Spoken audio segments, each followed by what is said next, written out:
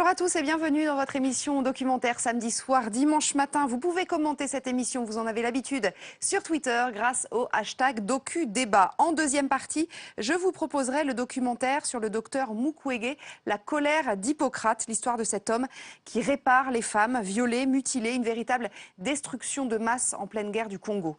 Mais d'abord, regardez. Comme tout le monde, je considère que le maréchal Kim Jong-un incarne notre destin. Il est notre avenir et notre père à tous. Vous, les étrangers, vous ne pouvez pas comprendre à quel point nous vénérons notre maréchal.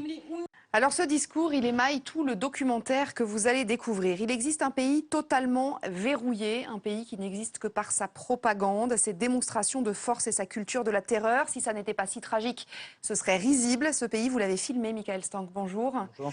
C'est la Corée du Nord, évidemment. Vous êtes le réalisateur et le producteur de ce documentaire, La Grande Illusion. Avant toute chose, il faut signaler que les images qu'on va voir dans ce film sont tournées, évidemment, sous contrôle, parce qu'il n'est absolument pas possible de sortir des rails. Déjà, vous avez dû obtenir un visa. Comment ça s'est passé?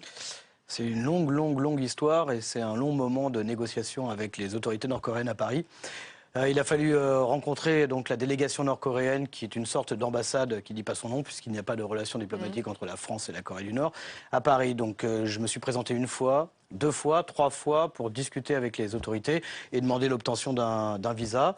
Et au bout de 6 mois pour le premier voyage, puisque j'ai fait 2 voyages pour ce documentaire, j'ai obtenu l'autorisation d'aller filmer pendant 9 jours en Corée du Nord, à l'occasion d'un festival du film international qui avait lieu à Pyongyang. Donc ça, c'était la première négociation qui a eu lieu. Évidemment, en rentrant de ce premier voyage, j'avais aucune possibilité de faire un documentaire, j'avais pas assez d'images. Et donc j'ai redemandé, sans avoir diffusé une image, j'ai redemandé aux autorités nord-coréennes s'il était possible de repartir. Et alors là, ça a mis beaucoup plus de temps. J'ai eu une négociation d'1 an et demi avec ce conseiller de presse, donc qui vous accueille lorsque vous êtes journaliste en France et que vous voulez aller en Corée du Nord, pour négocier à nouveau. Et donc le deal a été trouvé au bout d'1 an et demi que j'irai filmer les infrastructures, les nouvelles infrastructures de la Corée du Nord mises en place par le régime et donc par le nouveau président Kim Jong-un. On imagine qu'ils ont enquêté sur vous? On imagine plus que ça, oui, c'est sûr, puisque lorsque je me suis présenté la première fois, ils avaient mon nom, ça bien sûr, mais surtout ils avaient les origines de mon nom, les origines de tout ce que j'avais fait par ailleurs lorsque j'étais journaliste à la radio par exemple avant. Et voilà, ils savaient tout. Ils savaient tout, d'autant plus que j'étais déjà parti en Corée du Nord en 2008, alors que je travaillais à ce moment-là pour la radio. Oui, donc ils avaient pas mal d'informations. Ils vous ont demandé un droit de regard sur votre film final, votre montage final? Alors au moment du montage, oui, ils ont demandé un droit de regard, ce que j'ai évidemment refusé. Mais régulièrement, ils m'ont appelé pour me demander s'il était possible de voir les images, quand est-ce qu'ils pourraient le voir avant la diffusion du documentaire. Évidemment, j'ai jamais accepté.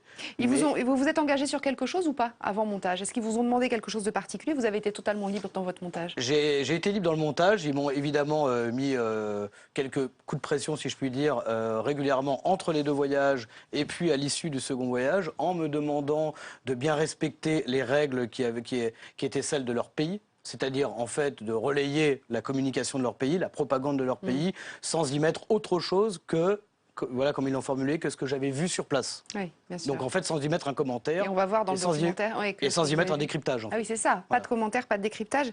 Le tournage archi-verrouillé, aucune image non autorisée. Donc, vous l'avez bien expliqué. C'est pareil pour tout le monde, parce qu'il y a d'autres journalistes occidentaux qui se sont rendus là-bas aussi. Sûr. Et même en off, ils disent rien. Ah non, absolument pas. En off, il n'y a rien d'autre que ce qui est autorisé pour eux à dire, à savoir, on relaie la propagande, on relaie la communication du régime vis-à-vis de l'étranger. Ça ne veut pas dire que rien ne se dit. C'est-à-dire que quand on vous dit des choses très officielles, on peut lire aussi entre les lignes. Par exemple, un des guides m'a quand même dit... Je lui ai demandé comment il avait vécu la période de la grande famine nord-coréenne dans les années 90, en 96 il me semble. Le nord-coréen, donc ce guide nord-coréen m'a répondu on a eu faim, j'ai eu faim. C'est quand même une information, certes on le sait, mais elle est dite par un nord-coréen dans le pays. Voilà, c'est des petites choses comme ça qui permettent quand même de décrypter un petit peu ce qui s'est passé et ce qui s'y passe. Alors vous avez émaillé votre documentaire de témoignages de réfugiés, donc des gens que vous avez rencontrés évidemment qui ont fui le pays. Déjà, comment est-ce qu'ils ont fui et comment vous les avez rencontrés? Est-ce qu'ils ont accepté tout de suite de témoigner? Parce que c'est quand même, on imagine qu'ils doivent avoir Alors, un peu peur d'être ils n'ont pas tous la même histoire. Ouais. L'idée de départ, c'était de trouver des réfugiés nord-coréens qui avaient fui très récemment sous la présidence de Kim Jong-un, qui est actuellement donc le leader de la Corée du Nord. Pour cela, c'est le plus compliqué de les faire parler, puisqu'ils ont encore de la famille en Corée du Nord. D'autres aussi, mais eux, ils viennent d'arriver, donc il y a moins de 4 ans. Il y en a qui ont accepté assez facilement, d'autres qui ont voulu avoir le visage caché, ce que j'ai respecté évidemment, mais c'est très compliqué pour eux de s'exprimer encore aujourd'hui.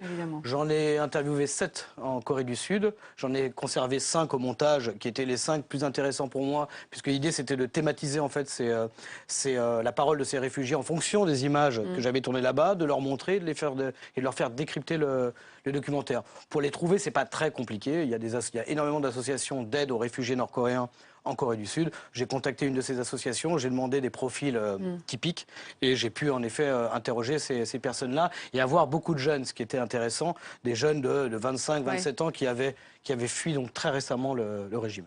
On va découvrir tout ça dans votre documentaire qui s'appelle donc Corée du Nord, la grande illusion. Merci beaucoup. On continue notre discussion juste après avec mes autres invités.